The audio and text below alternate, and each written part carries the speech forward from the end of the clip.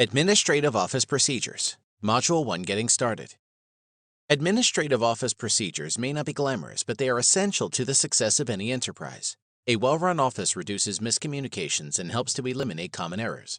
By making the administrative office a priority, you will establish clear policies and procedures with employee understanding and buy-in, which ensures that your work environment runs smoothly. Workshop Objectives. Research has consistently demonstrated that when clear goals are associated with learning, it occurs more easily and rapidly. With that in mind, let's review our goals for today. At the end of this workshop, participants should be able to organize a binder, develop procedures, prepare checklists, understand succession planning, select the correct tools. Module 2, Why Your Office Needs Administrative Procedures. Administrative procedures are more than mundane policies. They are put in place to ensure the survival of the company in any event or situation. From catastrophes to change to basic day-to-day activities, administrative office procedures address them all when they are done correctly. Business continuity, succession planning, audit requirements, and recovery planning are all included in administrative procedures. Business continuity. Business continuity is also known as business continuance. It is the plan in place to keep a company running in the event of a disaster, both during and after the disaster. Establishing business continuity requires identifying essential tasks first. This includes items and services that are critical for the organization to function.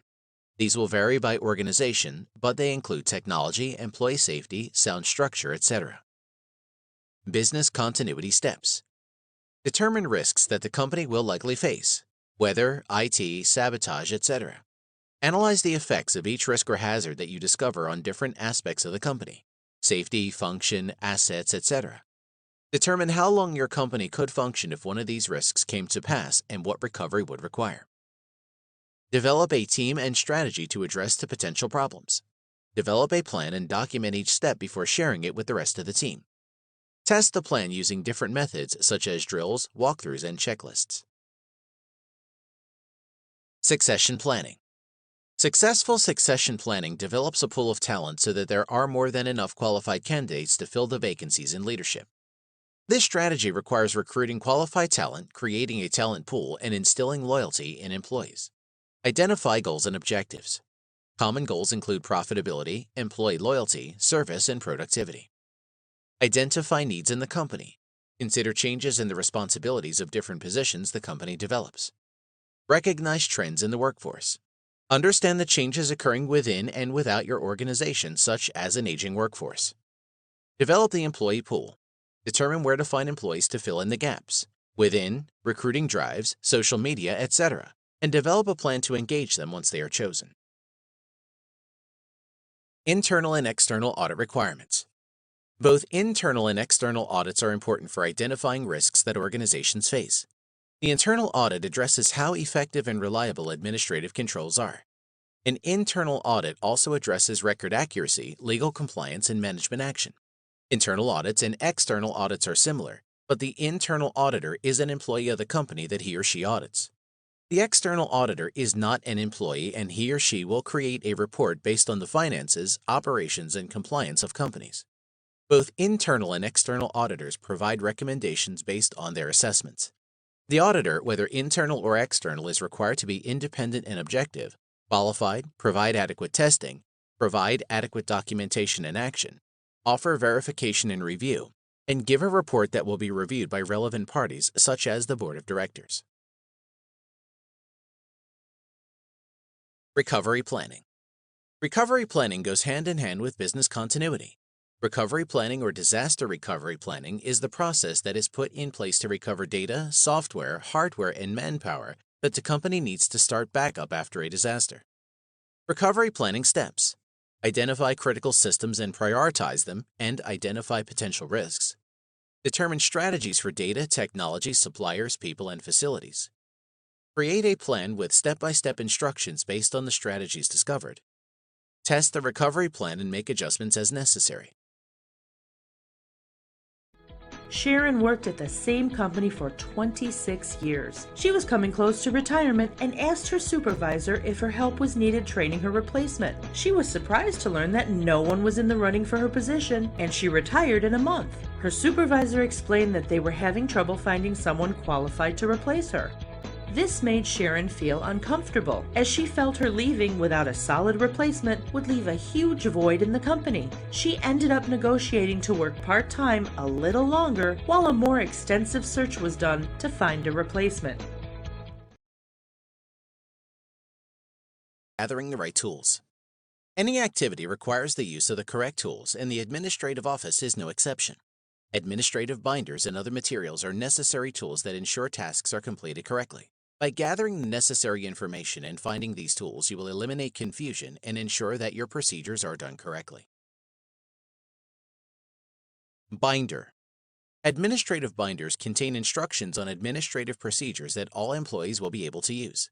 Begin by choosing a binder and collecting the necessary dividers and sheet protectors. Creating a binder requires you to keep track of the day-to-day operations. You must also develop a list of responsibilities for different jobs. The list should include daily, weekly, monthly, and annual tasks. The binder needs to include basic procedures. Begin with the job descriptions and interview different employees to determine their tasks. We will discuss what information is needed and how to collect it in depth in the next module. The binder should also include basic resources such as phone lists, locations, and planning checklists. These will vary by organization, but technology guides and other information that is essential to know about the company's systems should also be included. Section divider. Section dividers are used to physically break down the binder into different sections so that information will be easier to find. After collecting all of the relevant information, organize it and create a table of contents. The table of contents will guide your section division. We will specifically address the table of contents later. The section and topics will vary by organization, but they need to be organized in a clear and concise manner. Use tab sheet protectors as section dividers to make it easier to find specific information. Sheet protectors. Sheet protectors are necessary to keep the binder safe from accidents and spills. Tabbed sheet protectors should be used for section dividers. Regular untabbed sheet protectors need to be used for the other pages in the binder. Heavy-duty sheet protectors are recommended for pages that will be used frequently, such as templates, phone lists, and checklists. It is not necessary to place each page in sheet protectors. Leaving the bulk of pages outside of sheet protectors will make it easier to make changes to the information when necessary. Cover-to-cover binders. Once you have collected all the items needed to create a binder, determined what should be included, and organized the information, it is time to place everything in the binder. Choosing the correct binder is important. The information in the binder should be completely enclosed so that it is kept safe. The binders need to be reviewed cover to cover to ensure that they are completely enclosed. The size of the binder typically used for this purpose should be 1/2 inch to 2 inches wide. It is important to choose a binder that is large enough to add pages to if necessary. Additionally, choosing a binder that is too small can cause the pages to tear and fall out as the binder is used. Aaron was told to create a procedures binder with the tools available to him. He was able to find a 1-inch binder and untabbed sheet protectors. As he was putting the binder together, he noticed that it was going to be a tight fit. To create section dividers, he placed post-it notes between the sections. As he looked through it, pages fell out and so did the section dividers. He realized this was not a great solution, so he asked his colleague Jane about it. She showed him a unique way to fold the post-it notes with the sheet protectors to create some great section dividers. Module 4. Identifying procedures to include. When creating an administrative office binder, it is important to choose the procedures that are necessary. If you put too much information in a binder, it becomes difficult to navigate. If, however, you do not put enough information in a binder, it is useless. By keeping track of different tasks, working with other employees, and staying aware of daily activities, you will be able to find the best procedures. Tracking tasks for some days. In order to identify the procedures you need to include, it is necessary to track tasks for a few days. This should help you identify the following information. Determine which operations are executed as part of the position. Establish the tools that are used on a regular basis. Discover the information that is consulted consistently. Determine which events and meetings are repetitive. Track this information using apps, organizational tools, or write notes. choose the method that works best for you. Once the information is discovered, it will help narrow down the procedures that you need to include in the binder. Reach out to other employees for feedback and ideas. Determining which procedures to include is not a unilateral decision. It is important to collect feedback from employees and ask them for their ideas about what procedures need to be included in the administrative binder. Take advantage of multiple methods of feedback to ensure that you gather as much information as possible. Feedback methods: surveys, focus groups, meetings, questionnaires, evaluations, suggestion boxes. It is essential to stress that you need to prepare employees before asking them for feedback. Give them time to analyze their own tasks and provide the most relevant information. Write down daily tasks. We have already established that it is important to note daily, weekly, monthly, and annual tasks. Daily tasks should be recorded for a minimum of 5 days so that you can determine which tasks you actually complete on a daily basis. The time that it takes for you to complete each task needs to be recorded as well as the task itself. You may write down your tasks at the end of each day or take timed breaks to list your tasks periodically throughout the day. You may also use apps to keep track of your activities. No matter which method you choose, it is important that you complete the record of your daily tasks before you leave the office. Keep track using a spreadsheet. As you track different tasks to determine which procedure to include in the binder, it is important to keep track of which tasks are daily, weekly, monthly, annually, etc. The best way to do this is with a spreadsheet. You may need to add times for your tasks. For example, payroll may be bi-monthly and meetings can be bi-weekly. Joan was trying to keep track of her activities, but she was extremely busy. She planned on recording the task as soon as she left the office, but by the time she returned home, she was not able to recall everything that she did that day. To top it off, she did not have any idea how long any of the tasks took her to complete. She decided to list what she remembered and estimated how long she thought it would take to complete each one. She did this for a few days and used the information to successfully identify her procedures. Module 5: Top 5 Procedures to Record. When creating a binder, it is not possible to address all procedures at the same time. For the best results, it is necessary to limit yourself to 5 procedures. Begin by choosing the top 5 procedures that you need to record. Once you identify the top 5 procedures, using a template and writing detailed procedures will help ensure that the recorded procedures are accurate and effective. Use a template to stay consistent from track to track. Consistency can be difficult to attain when you are moving from track to track. Implementing the use of a template will develop consistency between tracked procedures. There are different templates available, but you can also create your own template and tailor it to the needs of your organization. What to include in a template? Department: the department that the procedure falls under. Category: the division that the procedure falls under, accounting, HR, etc. Job: the job title of the individual who typically performs the procedure. Purpose: the reason for the procedure's implementation. Statement: the policy statement outlines the actions and behaviors required using the active voice. Regulations: list any laws or regulations to which the policy applies. Related information: list any guidelines, policies, or procedures related to the new policy. You may also need to include keywords, definitions, or background information depending on the scope and complexity of your procedures. Be as detailed as possible. When recording a procedure, you need to be as specific as possible. Provide every detail that you can. Remember that the procedure needs to be recorded so that anyone can complete it without supervision. Write down the steps to your process and review them carefully to determine if you need to clarify steps or add them. Do not skip steps to save time or space. On the other hand, avoid using long, wordy instructions that will overwhelm and confuse your readers. The instructions need to be short commands such as, log into the portal at the following website. An example of an instruction that is too long and wordy could be, go to the website and use your password to log into the portal so that you can enter the information you collected. Use bullet points instead of paragraphs. The steps that you provide for procedures need to be clear and easy for people to follow. This is where formatting becomes important. Rather than writing the instructions in paragraph form, use bullet points instead. Bullet points attract the attention of your readers. They are easy to use and provide basic, concise information. Bullet points also make it easier for people to keep their place as they are following the steps that you provide. Each step should have its own bullet point. Ask someone to execute the procedure. Before you complete your work recording a procedure, you need to make sure that the procedure is effective. This requires the procedure to be tested. Find a friend or colleague to complete the procedure as you have written it down. It is essential that the person who completes the procedure does so without any direction or interference from you. The written procedure must be able to stand on its own. Once the procedure is executed, ask the individual for feedback. Questions to ask: were all of the instructions clear? Did you feel that any steps were missing? Were any of the directions confusing? Were you able to complete the procedure?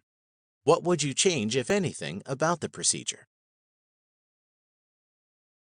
Matilda recorded the top 5 procedures and listed their steps out carefully. She reviewed the steps and decided they were effective. She even tested them by following the instructions herself as she completed the tasks. She recorded them and placed them in the binder. She was surprised the next week when her supervisor told her that she needed to rework some of her procedures because the steps were not clear. She then looked at them as if she was a new hire and immediately recognized the issue. She then added the additional descriptions needed and submitted to her supervisor for approval. Her supervisor agreed they were a lot better and signed off on them. Module 6: What to include in your binder, Part 1. When creating an administrative binder, you must determine what should be included and what should not. The needs of each organization will determine which topics you should include in the binder. There are, however, certain topics that should be included in the binders of most organizations. Commonly used topics include phone etiquette, business writing, arranging meetings, and time management. Phone etiquette. Each organization needs to have its own set of guidelines for phone use. The tone of the company will determine the tone used on the phone. There are, however, some basic rules of phone etiquette that most companies can benefit from implementing. Basic etiquette: answer by the third ring, have a standard greeting, use hold appropriately, transfer calls efficiently, take messages when necessary, maintain the appropriate tone. Business writing. Business writing is an essential skill that each person in your organization needs to grasp. Poor writing reflects badly on the company. Implementing a few procedures will reduce mistakes and improve writing skills. Your procedures should be based on the type of writing that your employees must complete. Some basic techniques should be included in the different procedures. Use the active voice instead of the passive. We will attend a meeting at 9 a.m. on Wednesday, not a meeting will be attended by us at 9 a.m. on Wednesday. Avoid the overuse of buzzwords and jargon. Do not use exclamation points, only use them when appropriate. Use short sentences and simple vocabulary. Read writing aloud.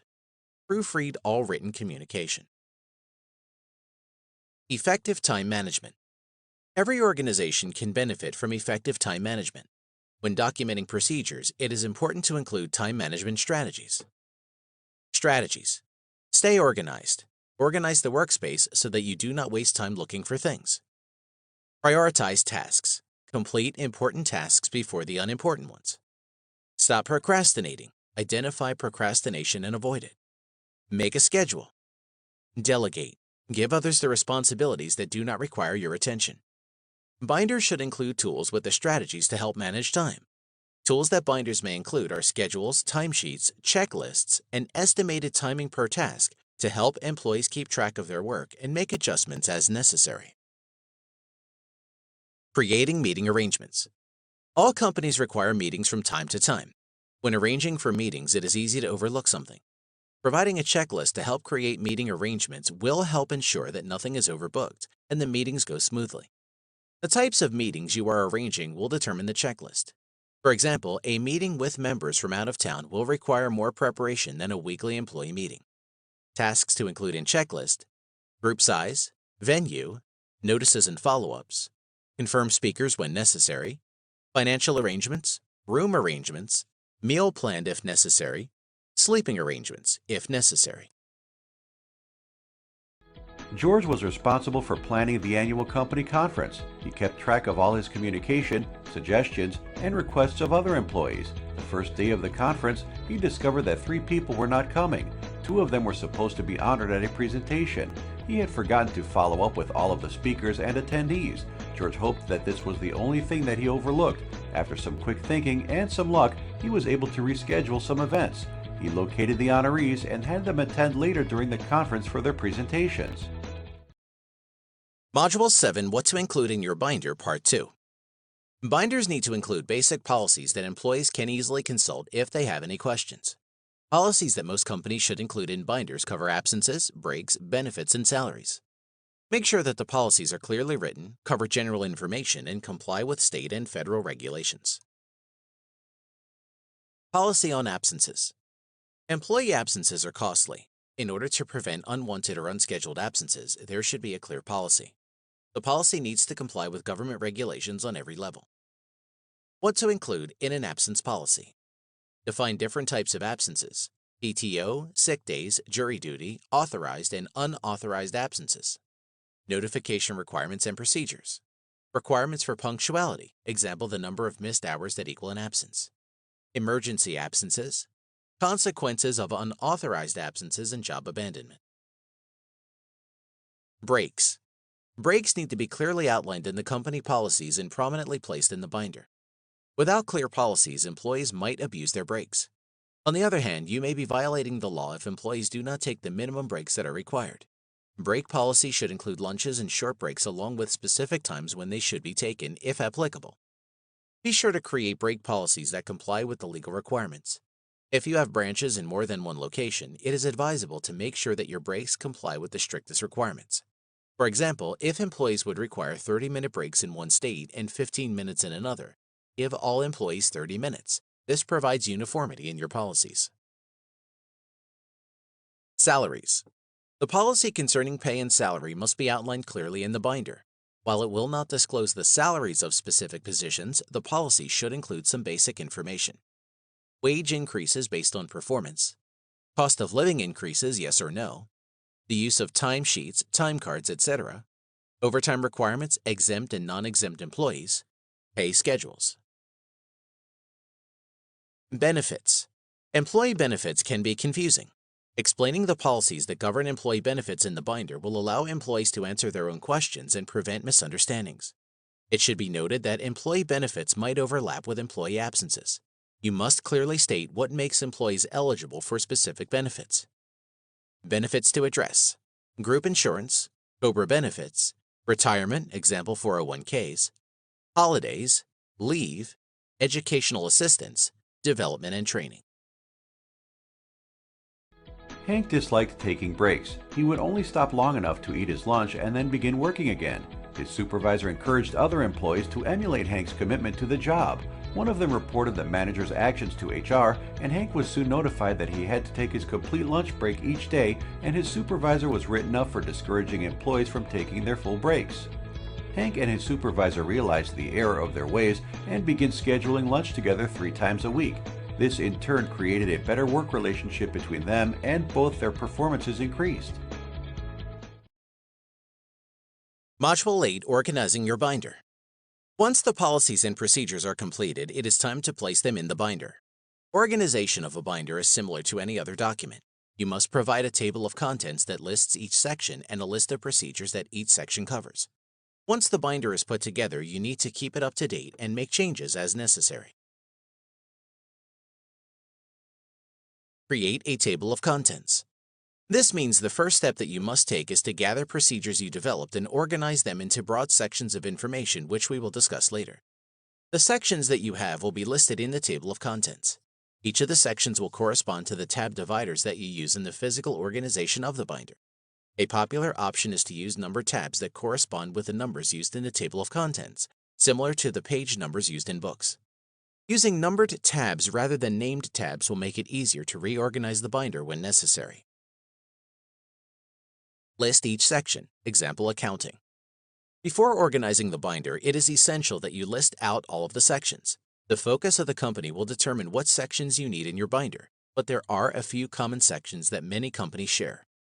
Commonly used sections: accounting, HR, contacts, daily, weekly, and monthly checklists, events, IT, calendar. The examples used are not comprehensive, but they provide a useful starting point to help guide you in creating your own binder sections. List procedures in that section. As we already stated, every procedure will fall under a specific section. After you have developed a list of sections, you need to organize the procedures below them. Review the list of procedures to make sure that they are with the correct sections.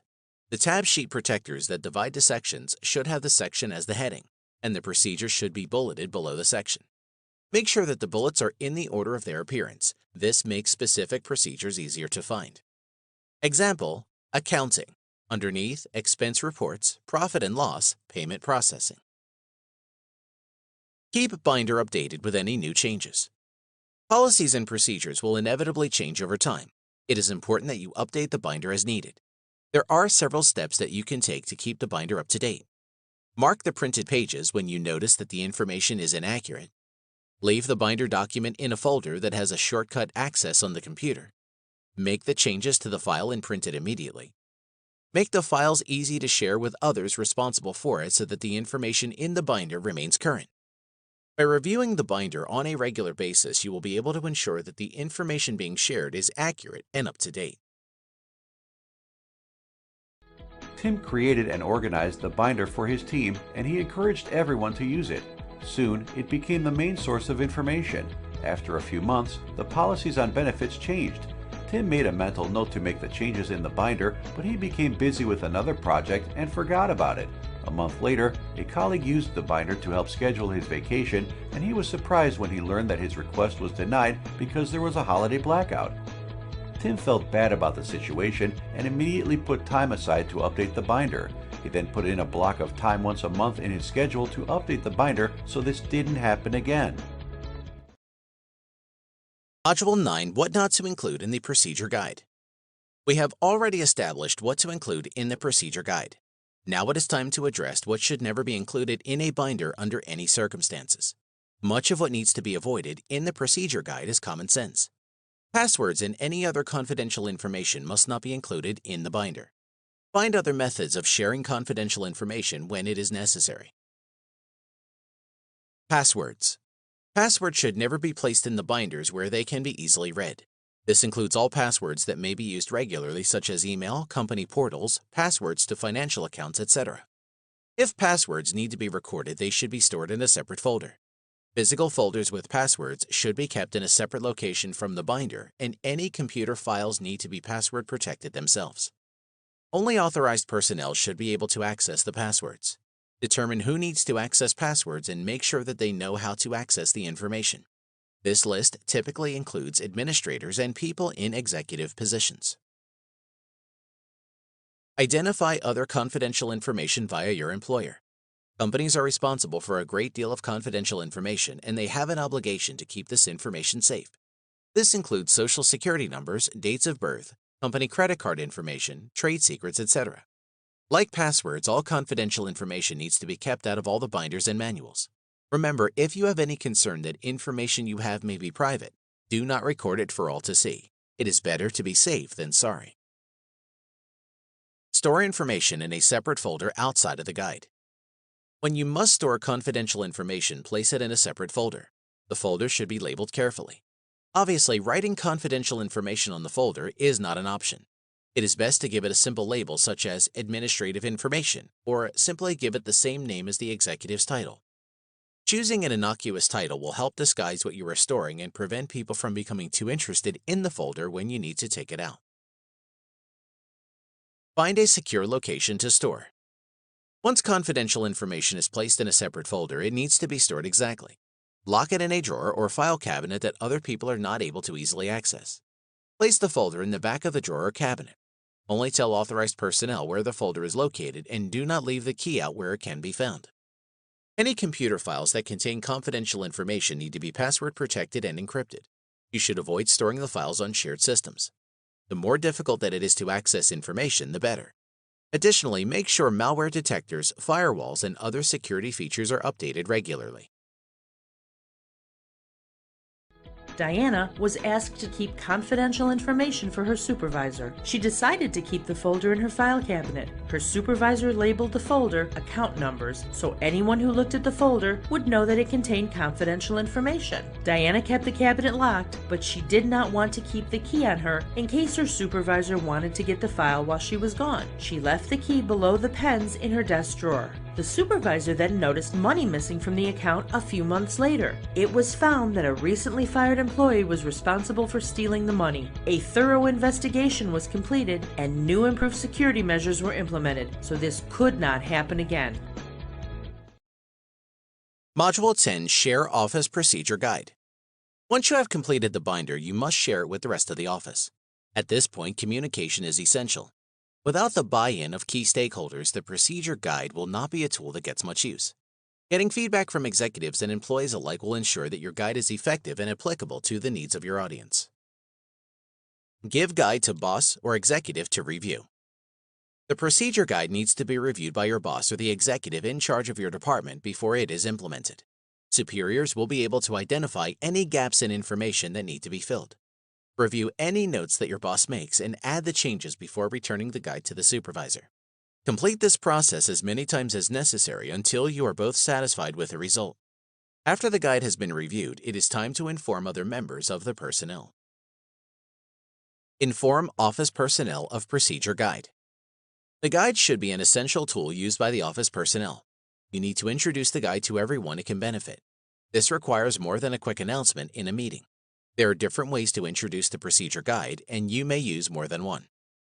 Methods of introduction: email announcement, meeting, presentations, one-on-ones. Regardless of the method of communication that you choose, make sure to tailor the communication to meet the needs of your audience. Place guide in a visible area. Once the guide is introduced, you must display it carefully. The guide needs to be placed in an area that is visible to all employees who will use it.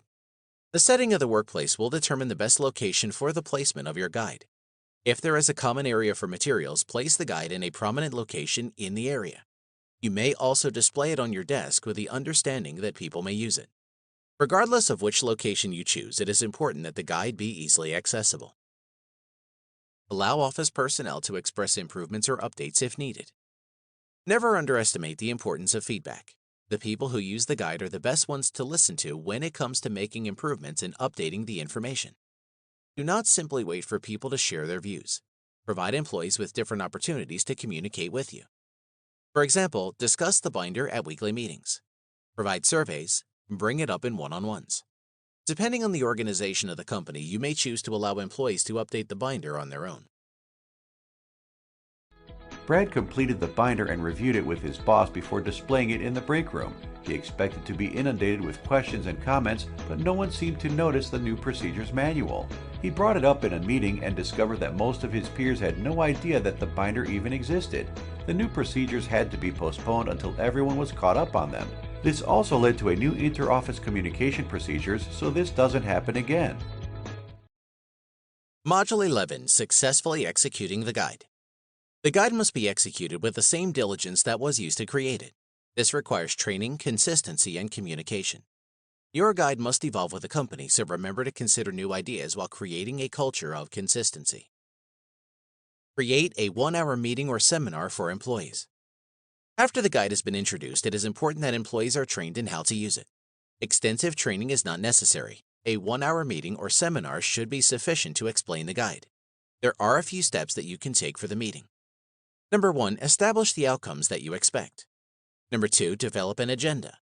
Number 3, train the employees. The agenda needs to include the topics addressed, objective, outline with time limits to topic. Adhere to the agenda once the meeting begins to ensure that the meeting stays on course. Stay consistent with procedures. Once procedures have been implemented, it is important that they are consistently followed. There are different tools, such as checklists, to ensure that the procedures are followed. The most important factor in creating consistency, however, is leading by example. If the leaders and people who created the policies and procedures do not abide by them, then there is little motivation for the other employees to do so. Be sure to address inconsistencies as they occur. Do not wait to address problems until meetings or reviews. Make employees aware of any updated changes. Policies and procedures will inevitably change over time, which is why communication is so important. You cannot simply assume that employees periodically read the binder to keep up with changes. You must communicate the changes directly to them using formal and informal methods. Formal methods used to communicate change include email, meetings, and conference calls. Informal methods of communication include lunch, events, and casual conversations.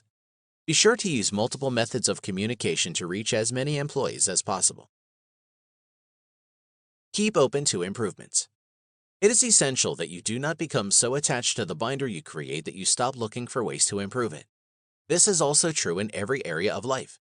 You need to be open to new ideas, and you must maintain a dialogue with other people to hear them. You should go beyond simply using traditional feedback methods to discover ideas. New ideas can be found anywhere. You may hear something in a casual conversation, read something in a book, or hear something on the radio.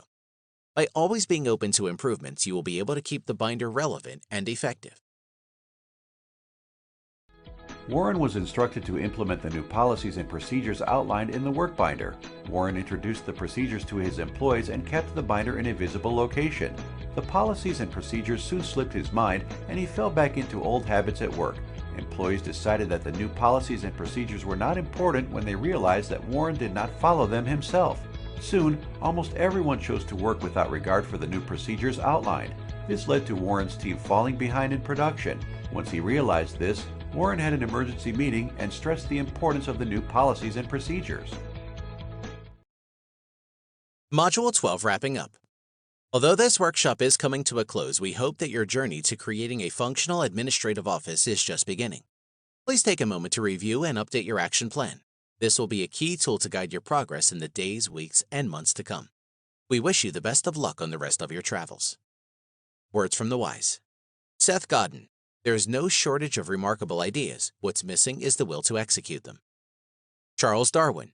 It is not the strongest of the species that survive, nor the most intelligent, but the ones most responsive to change. Thomas A. Edison. Just because something doesn't do what you planned it to do doesn't mean it's useless. Jack Welch. Willingness to change is a strength, even if it means plunging part of the economy into total confusion for a while.